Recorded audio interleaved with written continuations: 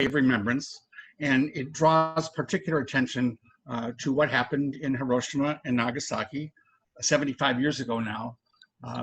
It draws our attention to it as a moral issue around the use of nuclear weapons. Also because it was such a unique event in terms of how many people lost their lives in a short period of time, like within an hour, 80,000 people. And then subsequently, as many as 250,000 people died for various reasons in the after effects of it. And let me be clear about this. This is not a sermon about or a service about rethinking the military strategy of 75 years ago. I think it is true that some people were protested the use of this nuclear energy as a weapon at the time. And then since then, others have questioned it. Many other people of good conscience felt it was an absolutely necessary step to take. We will never agree on it. Sometimes it takes a long time for what took place in a particular event to become clear, the meaning of it to become clear. We don't have to agree on the military strategies. We can mourn the American soldiers who died in the Pacific Theater as well as in World War II.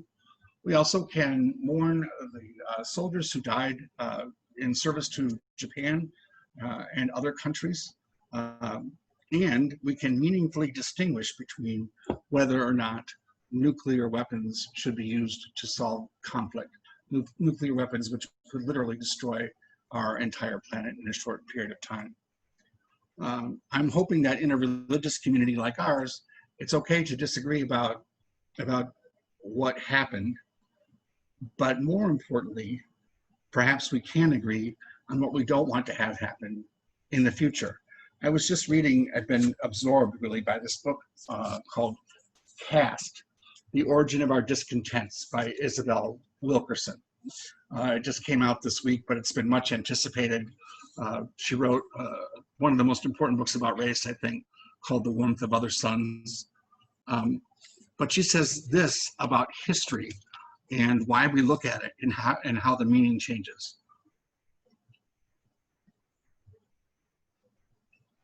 When we go to the doctor, he or she will not begin to treat us without taking our history.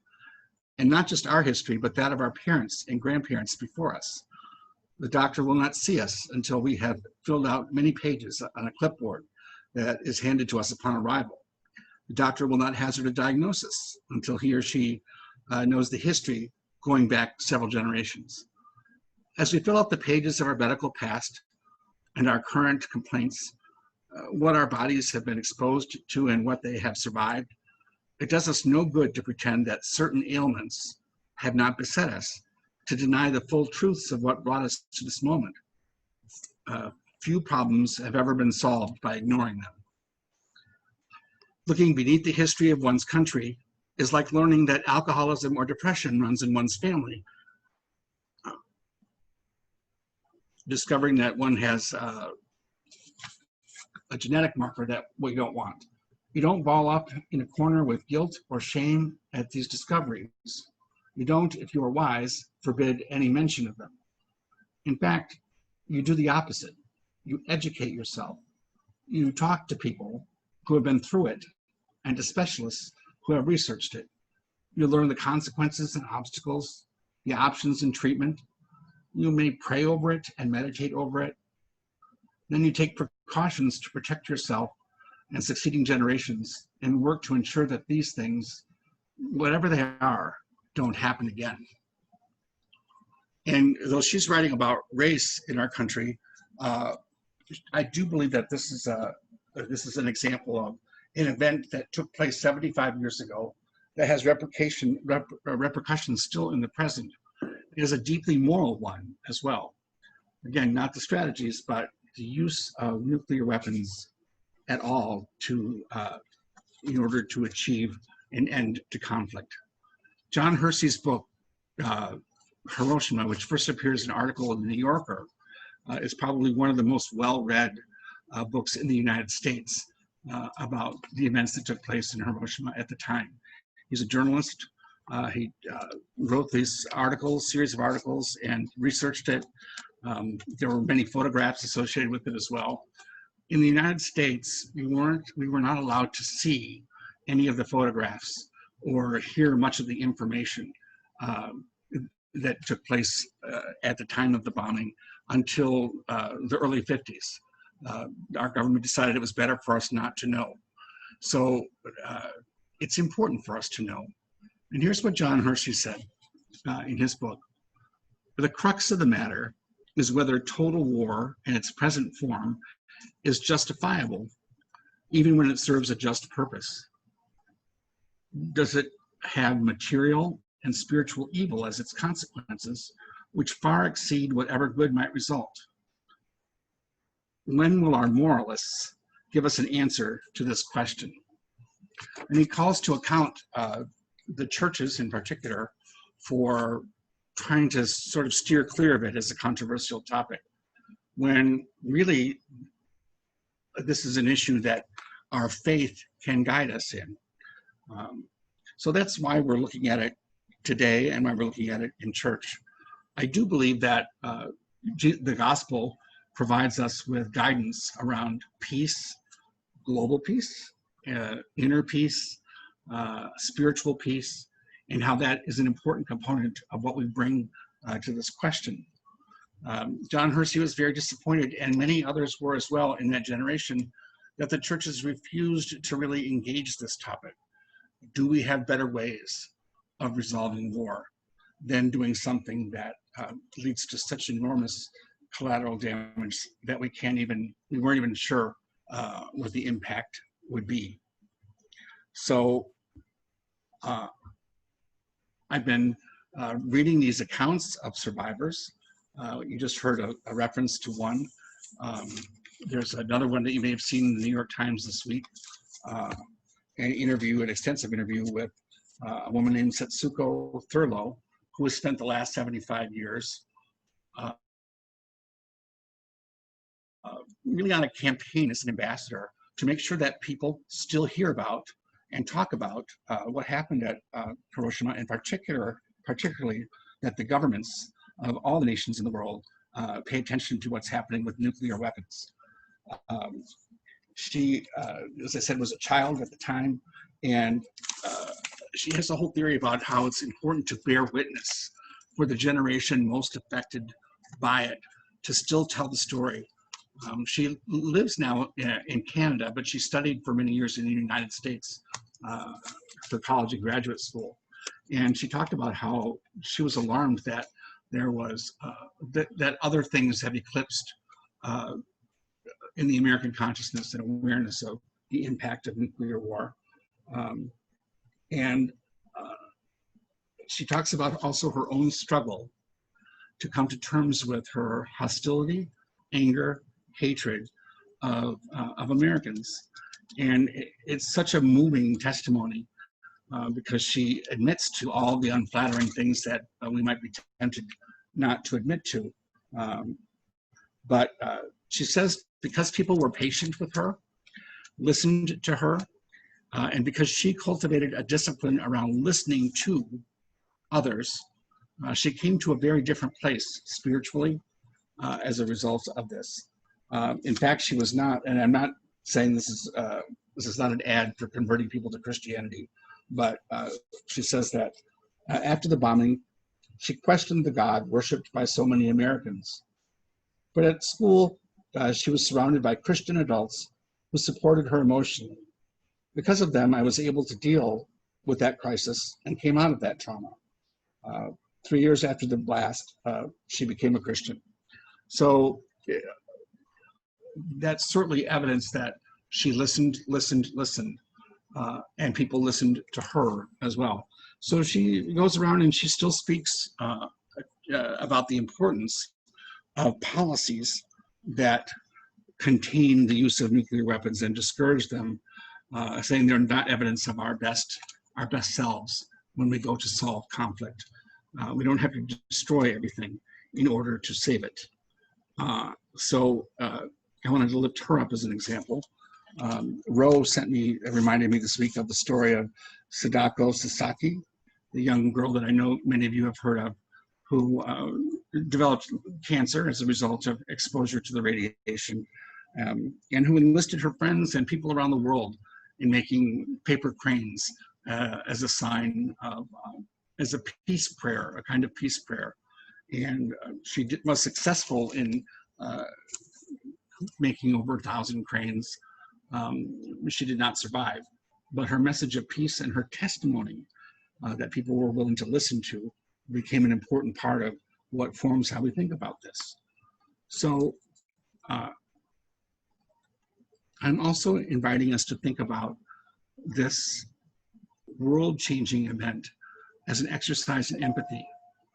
Even if we think it was the right thing to do, and even if we still have feelings about people that who are enemies during that particular war, understanding what people went through, the enormous loss of life, being aware of it, will make us better spiritual people. It is an exercise in empathy. You know, there are as many people now, or there will soon be as many people who have died of COVID in a relatively short period of time as who died in Hiroshima in the aftermath. And though there are scientific dimensions of this, we also need to cultivate empathy.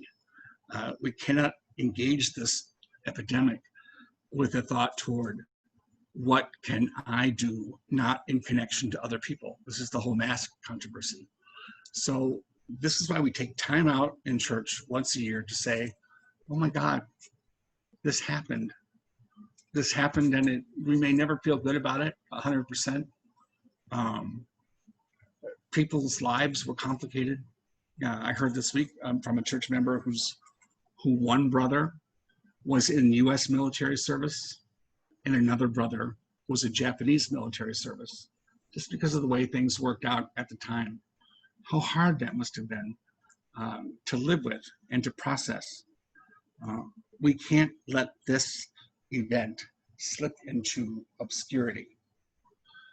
So I do think that the kind of spirituality that Jesus models in the passage can help us with this and other moral issues, can also help us with finding our pace for how to live with this COVID epidemic, which is not going away anytime soon. The situations are different, but I think that the principles are similar. Jesus, this is picking up from last week's gospel, where he just had a tremendous community organizing success, getting the group to be responsible for feeding 5,000 people with limited resources. But he's really in need of spiritual renewal, and he tells this to them. And so he encourages them to get in a boat, meet them on the other side of the lake, and he's going to go up to the mountain to pray. Paying attention to our need for spiritual nurture is one way that we maintain inner peace. And Jesus does this. But he also learns some things in the course of this that I think can be useful for our lives together too. While he's there praying, the people who are in the boat, the advance team, are experiencing very bad weather. And they're terrified. They're literally terrified that he has abandoned them and that there is no hope, that they've lost their perspective and they're worried about their own survival. Jesus appears to them. You know, people sometimes want to make this a story about, did it literally happen? That's not how we tell a miracle story, or it's not how we read a poem or look at a piece of art. Here's what did happen. People who were worried that they were in danger of losing their lives and who were worried about what they would do without Jesus's presence were reminded that he is with them always. He's with us always. God is with us always. You know, I've been thinking about, how did I survive pastoring a church in an epidemic that did not end in 6 months, but that went on for 15 years in a particular way, where most of the people who developed it, the disease, actually died. And it's partly because I really believed, and I don't know how to prove this to you, but I want to invite you to be open to it, that God never abandoned us. That God was always with us. even in the midst of the worst possible storm, and that's the metaphor that's used here. And I really felt that. I believed it. And because a whole community believed it, we were able to hang on together. It says that they thought Jesus was a ghost as he was coming toward them. And the woman that I mentioned from the New York Times, Setsuko Thurlow, talked about how just after the bomb went off, she was in the basement of a building very close to ground zero. And first there was blinding light, then the whole world felt like it was coming apart. And the particles of dust and all that were so thick you couldn't see. And then she saw people coming toward her.